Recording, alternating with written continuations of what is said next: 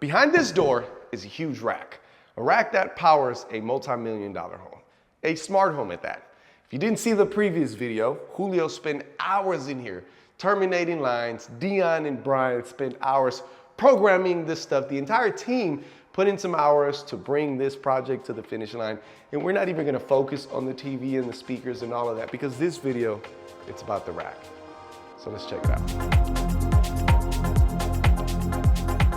All right, so this beauty right here is what this video is all about. I am going to tell you what's in the front of it. I'm going to tell you what it does, and then I'm gonna flip it to the back because today we're gonna get to the details of it, the things that nobody sees but matter the most. In the front of this rack, as you can see, we have spacing for future add-ons and for temperature control. A lot of this equipment is hot, so you don't want to stack it up. For all of these projects, as you saw in the previous video, we're about to show you, we actually do rack designs.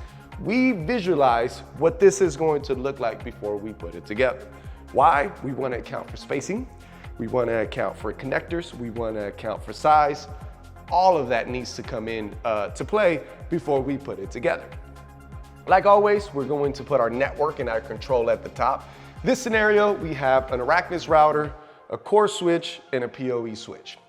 In this scenario, this home is actually powered by a Core 3 controller, IllumiView cameras that are integrated with the system.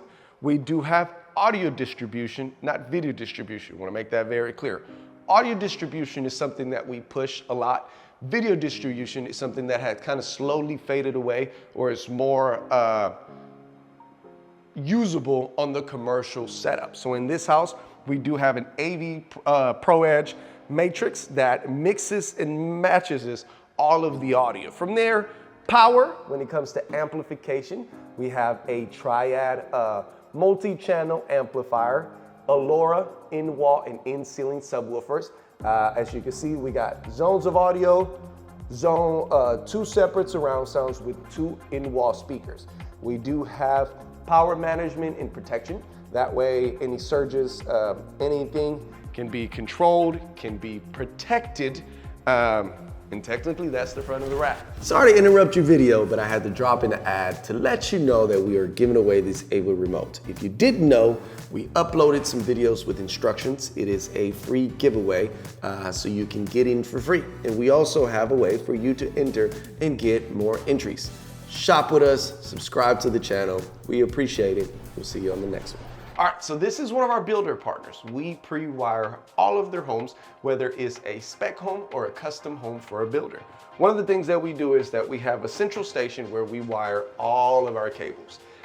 We have service lines going from here to the exterior of the home, conduit running into the attic and the exterior of the home, and this is where we put everything. However, in this scenario, this is a custom home for a special homeowner. So he was able to pick everything about his project.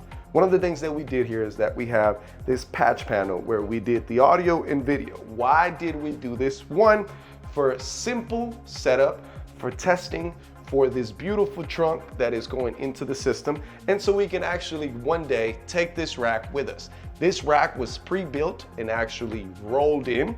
We created all of these trunks and then we tucked them into the rack and plugged them in.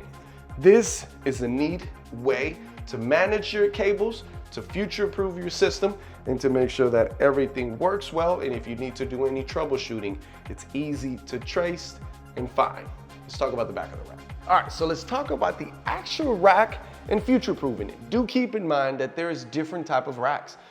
This same exact rack can cost you double from a different manufacturer. It may be bigger, it may have more compartments, it may have more removable parts. This is a good budget-friendly rack. We use multiple racks. This is one of the models that fits majority of setups and it doesn't break the bank. There is certain scenarios where we recommend upgrading your rack. But in this scenario, we have side panels, we have back panels, we have a back door. All this can actually be closed and everything can be concealed. Not only that, but as we mentioned, we like to future-proof it. So this is a line where we ran patch panels or cables from our patch panel into the rack. We have future add-ons. There's a lot of expenses, that go into this rack that sometimes it doesn't get accounted for. Different pricing in your type of patch panels. You have the option to do Cat 6, Cat 5, Cat 6A. When it comes to your audio wires, even audio wires, there's entry-level type of audio wires, there's high-end audio wires. This cable can range anywhere between $3 to even $30, $40 a cable. Your HDMIs, it's another thing that you have to be very careful with the sources and the resolutions that you're going to feed your system. One of the things, as I mentioned earlier, is we're not huge integrators on the video distribution on the residential side because of the amount of resolutions that you process through a household with Xboxes, with PlayStations, with Rokus, with Apple TVs. Sometimes that video technology changes so much that you end up with a non-reliable system. In our scenario, or in this specific project, we did local sourcing at the television and audio distribution for the rack. So you'll notice that we have some AV Pro Edge transmitters and receivers in the rack that are pulling audio from the television and sending it into the system. This rack also has music as part of the system. So the Control4 controller up here has all of your built-in music streaming services like Pandora, Spotify, Tidal, AirPlay. All those things are built in, and as you can see, we have audio wires coming out of it straight into the matrix so you can mix and match everything. Full transparency, all of the equipment in this proposal is kind of like mid-grade equipment. We do the best we can to stay away from cheap equipment that is not reliable. We find the best products that fit your budget and your scenario and install them. So this is a middle of the road rack in regards to the equipment that was put in here.